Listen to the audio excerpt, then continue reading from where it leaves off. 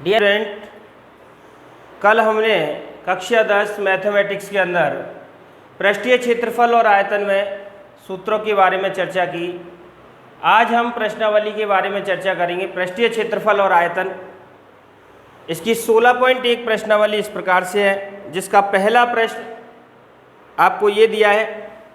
इसका पहला क्वेश्चन इस प्रकार से है कि एक घनाभ 12 सेंटीमीटर लंबा एक घनाभ दे रखा है, 12 सेंटीमीटर इसकी लंबाई दे रखी है, 12 सेंटीमीटर लंबा, 9 सेंटीमीटर चौड़ा और ऊंचाई इसकी दे रखी है 5 सेंटीमीटर ऊंचा है। प्रश्न है, एक घनाभ 12 सेंटीमीटर लंबा, 9 सेंटीमीटर चौड़ा और 5 सेंटीमीटर ऊंचा है। घनाभ का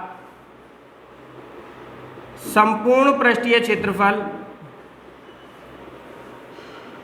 एवं आयतन ज्ञात करो।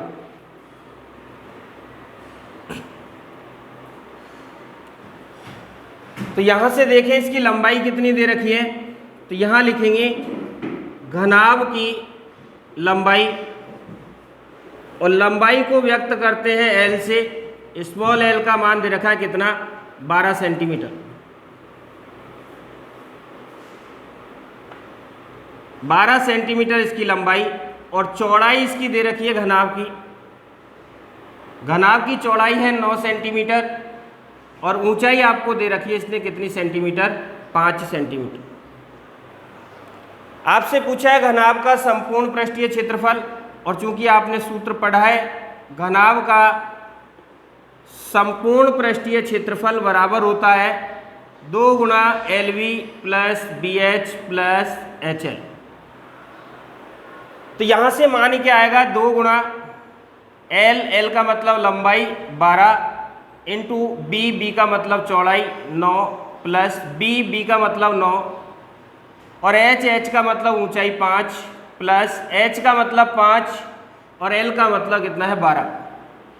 इन सब का गुणा करेंगे और जोड़ के लिखेंगे तो क्या आ गया, 2 गुणा 12 9 108 प्लस 9 पंजे 45 प्लस 12 पंजे 60। इनको जोड़ें, 2 गुणा, कोई चिन्ह नहीं गुणा का, अब जोड़ना है।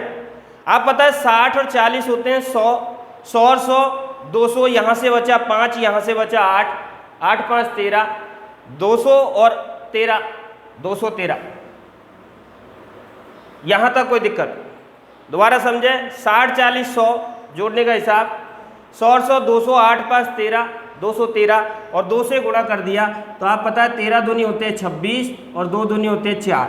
आप पता है क्षेत्रफल है 2 घात में आएगा, यानी वर्ग सेंटीमीटर या मीटर में आएगा। मात्रक दिया है सेंटीमीटर, तो इसका आंसर होगा वर्ग सेंटीमीटर। यहाँ तक किसी को कोई परेशानी? तो आगे है इसका आयतन, घनाभ का आयतन। और घनाभ के आयतन का सूत्र मैंने कल बताया, यदि नहीं आता तो पिछली वीडियो देखें। सूत्र होता है LVH, अर्थात लंबाई गुणा चौड़ाई गुणा ऊंचाई। लंबाई का मान रखें, लंबाई का मान 12 सेंटीमीटर, चौड़ाई 9, तो यहाँ से आ गया 12 इंटू 9 इंटू कितना है 5। इधर समझे, 12 गुणा 9 पंजे 45, 12 का 45 से गुणा करेंगे, 12 का 5 से किया, 12 पंजे 60 हासिल 6, 12 दूनी 12 चौके 48 और 6 54। आयतन है, आयतन होता है घन सेंटीमीटर में, तो इसका आया 540 घन और मात्रक चल रहा है सेंटीमीटर, तो आंसर होगा 540 घन सेंटीमीटर। यहाँ तक किसी को कोई परेशानी हो तो बोले। अगला प्रश्न दूसरा,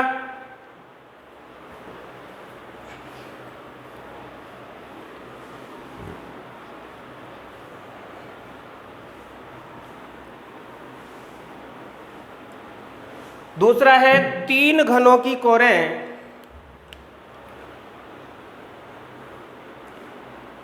तीन घनों की भुजाएं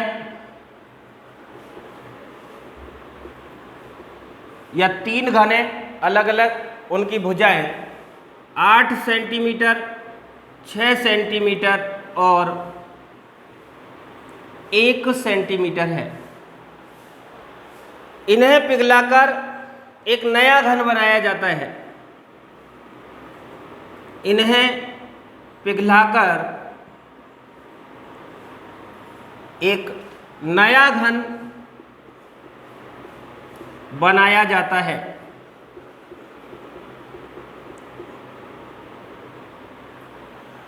नए घन का संपूर्ण पृष्ठीय क्षेत्रफल ज्ञात करो।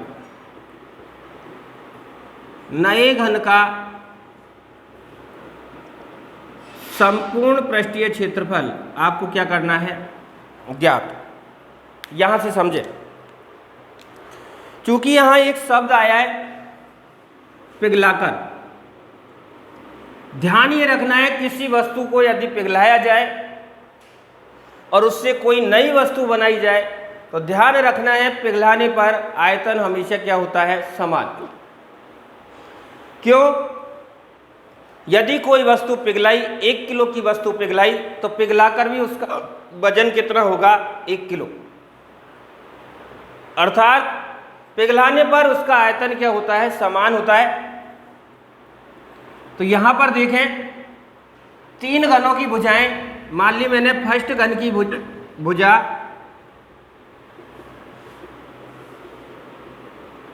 कितनी सेंटीमीटर? 8।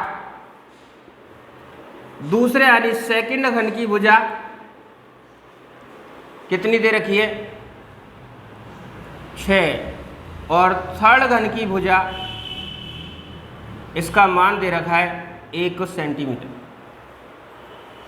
इसे पिघलाकर नया घन बनाया जाता है। आप पता है तीनों को पिघलाया, तीनों का वजन बराबर होगा किसके? नए घन के बराबर। तो यहां लिखेंगे तीनों घनों का वजन का मतलब होता है उसका आयतन बराबर होगा, तीनों को पिघलाया, तीनों का वजन बराबर होगा नए घन के वजन के, अर्थात नए घन का वजन यानी नए घन का आयतन।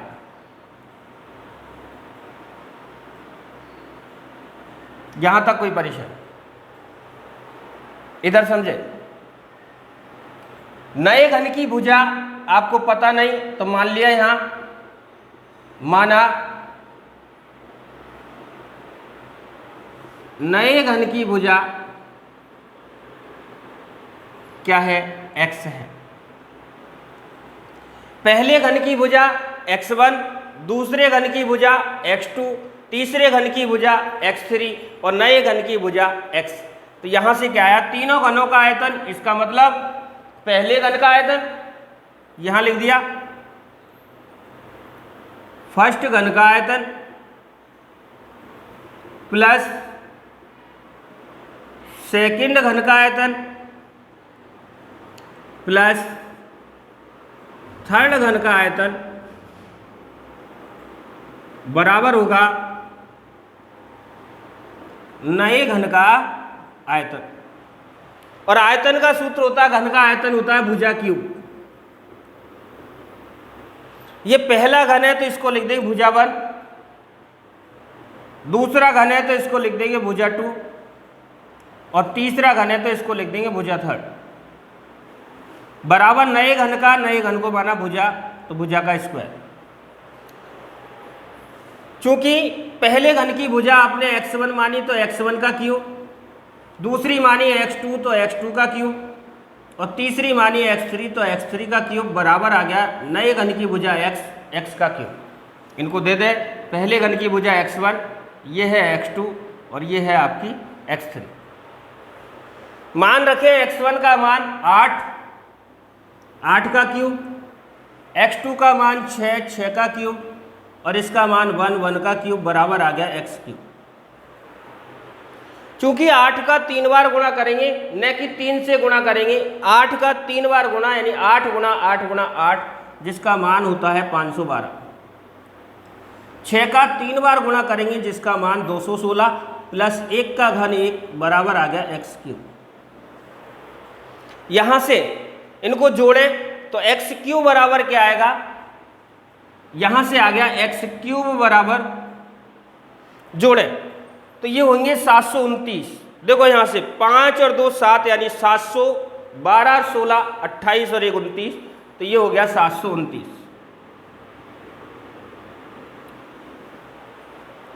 जल्दी कैलकुलेशन आनी चाहिए, हिसाब से जोड़े। आप बताइए 729 किसका घन है, तो ये 729 होता है 9 का घन। तो यहाँ से आपको 3 घात से 3 घात गई, जब घातें बराबर हो तो आधार बराबर होते हैं, तो घात से घात गई तो यहाँ से आ गया x बराबर 9। और चूंकि x क्या है, x आपने माना नए घन की भुजा, तो यहाँ से आगे नए घन की भुजा,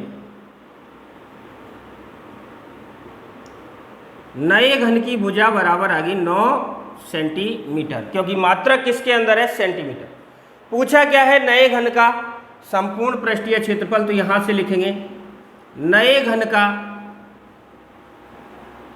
संपूर्ण पृष्ठीय क्षेत्रफल बराबर होता है 6 गुणा भुजा स्क्वायर।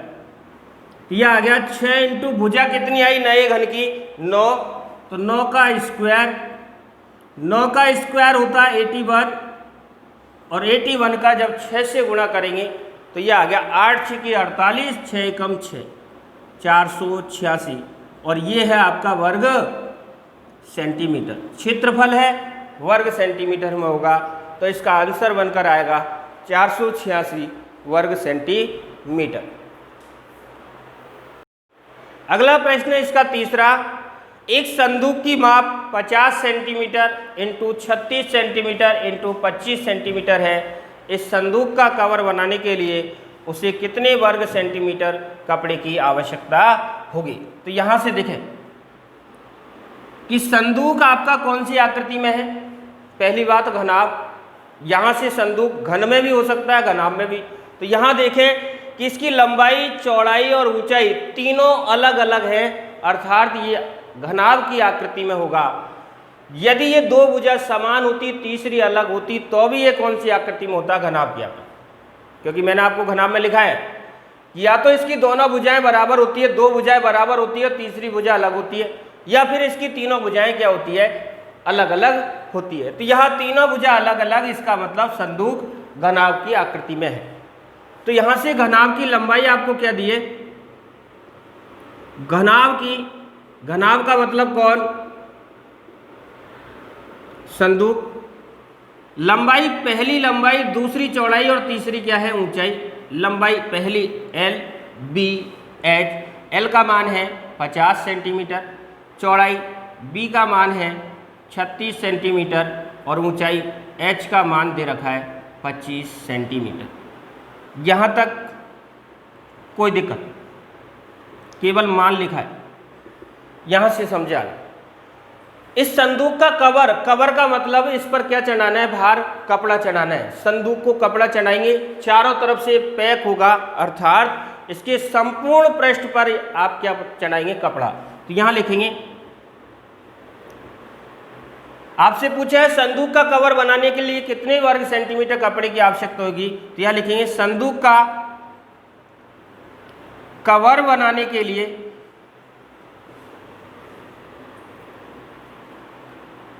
कपड़े की आवश्यकता।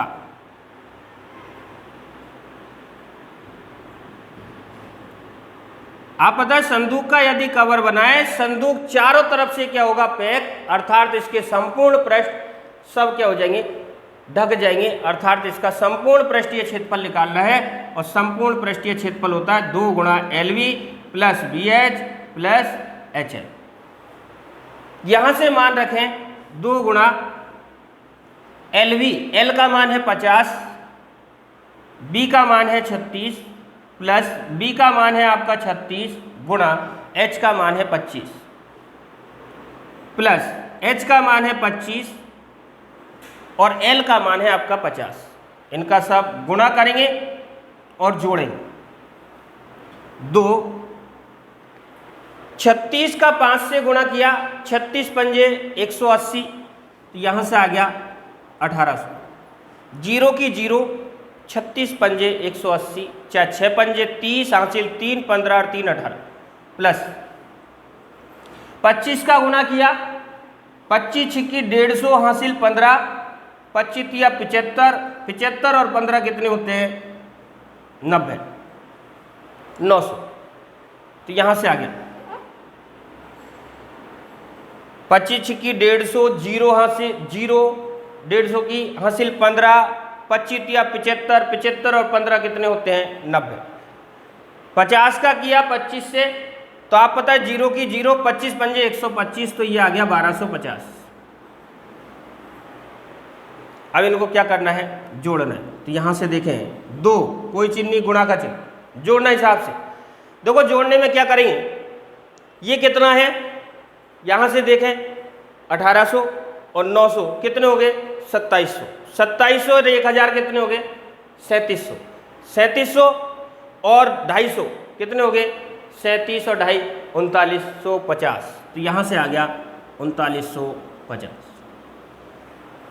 नहीं आए तो जोड़े 0 की 0, 5 0 0 5, 2 और 9 11, 11 और 8 कितने होते हैं 19 हासिल 1, 1 और 1 2 और 1 हासिल 3, 2 से गुणा करें 0 की 0, 2 पंजे 10 हासिल 1, 18 और 1 19 हासिल 1, 6 और 1 7, और ये आ गया वर्ग सेंटीमीटर, क्योंकि मात्रक किसके अंदर चल रहा है सेंटीमीटर। क्षेत्रफल पूछा है तो यह आएगा वर्ग सेंटीमीटर। यहां तक किसी को कोई परेशानी हो तो बताएं, यहां तक किसी को कोई परेशानी। अगला चौथा प्रश्न है, एक घन का प्रत्येक पृष्ठ 100 वर्ग सेंटीमीटर है। यदि आधार के समांतर समतल द्वारा घन को काटकर 2 बराबर भागों में बांट दिया जाए तो प्रत्येक समान भाग का संपूर्ण पृष्ठीय क्षेत्रफल ज्ञात करो। देखो क्या दिया है, घन का प्रत्येक पृष्ठ 100 वर्ग सेंटीमीटर है। किसका घन का, तो आपको पता है ये घन कोई, और घन के अंदर आपको पता है किसकी आकृति बनी होती है वर्ग की आकृति बनी होती है। ये कोई आपका घन दे रखा है,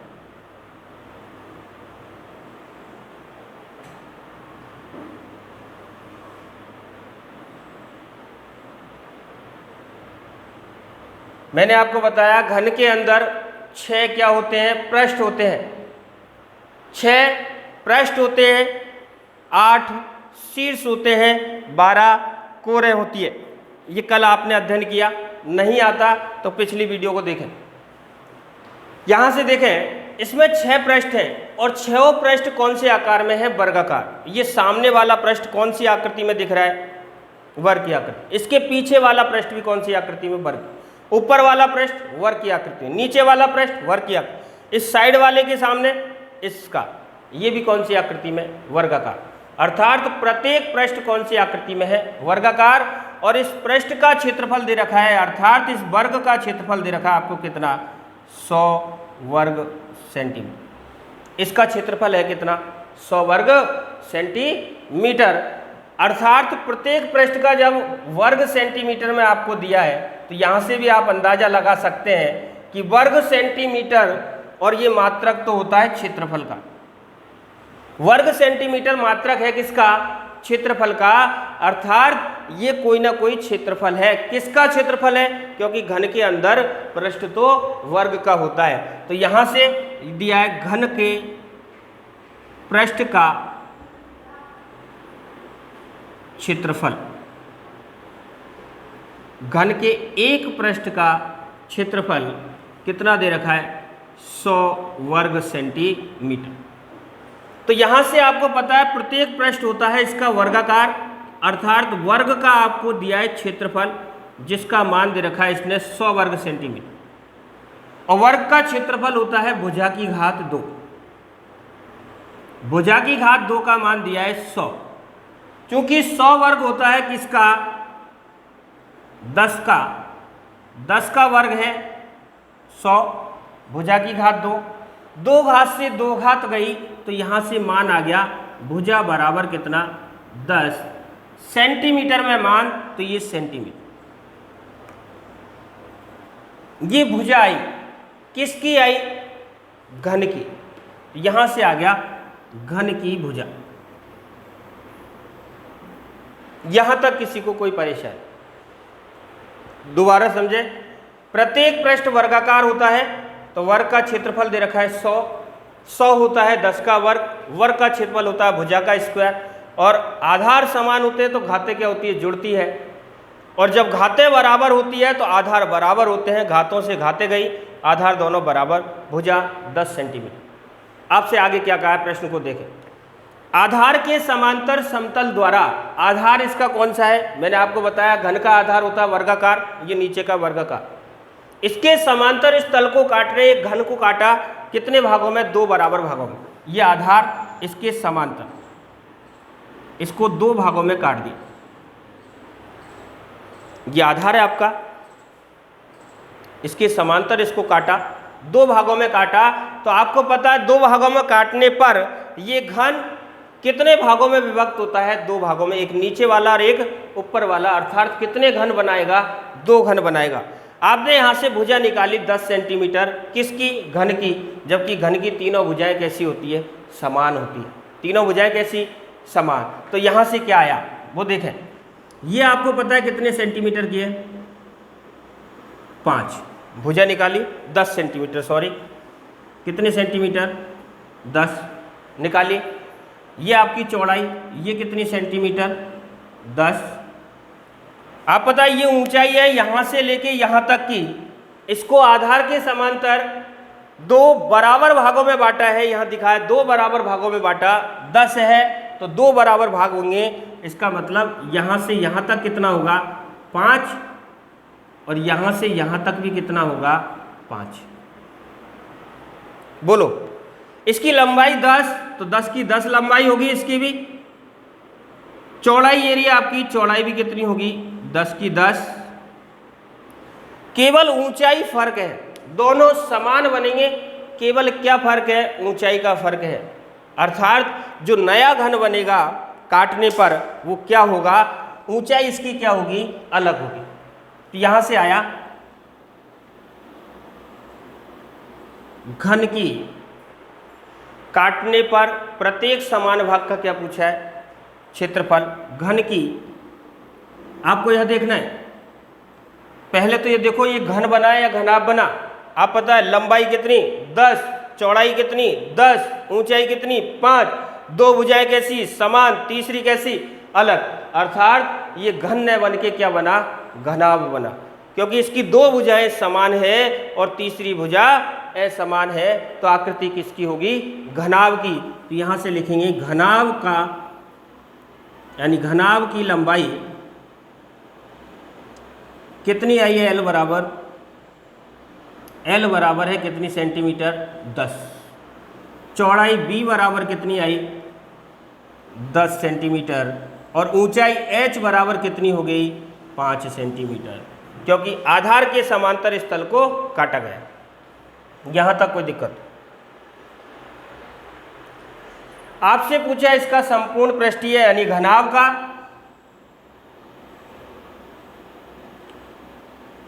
संपूर्ण पृष्ठीय क्षेत्रफल, जो सूत्र होता है 2 गुणा LB plus BH plus HL। यहां तक कोई परेशानी? मान रखें यहां से 2 गुणा L का मान कितना आया? 10। B का मान कितना है? 10। B का मान 10, H का मान 5, H का मान 5, L का मान 10। यहां तक किसी को कोई दिक्कत? इसको गुणा करें तो क्या आ गया? घनाभ का संपूर्ण पृष्ठीय क्षेत्रफल बराबर 2 गुणा 10 का 10 से गुणा किया 100, 10 का 5 से गुणा किया 50, प्लस 5 का 10 से गुणा किया 50। इनको जोड़ा, ये आ गया 2 गुणा 100 और 100 200, 200 का आपने 2 से गुणा किया तो कितना आ गया? 400। मात्रक किसके अंदर है? सेंटीमीटर। क्षेत्रफल है तो किस में आएगा? वर्ग सेंटीमीटर। अर्थात प्रत्येक समान भाग का जो क्षेत्रफल होगा वो होगा 400 वर्ग सेंटीमीटर। किसी को कोई दिक्कत हो तो बोले, यदि या फिर वीडियो को रोककर सवाल को हल करें। यदि किसी को कोई परेशानी हो तो कमेंट करें, और यदि आपको ये वीडियो पसंद आया हो तो वीडियो को लाइक, शेयर एवं सब्सक्राइब जरूर करें।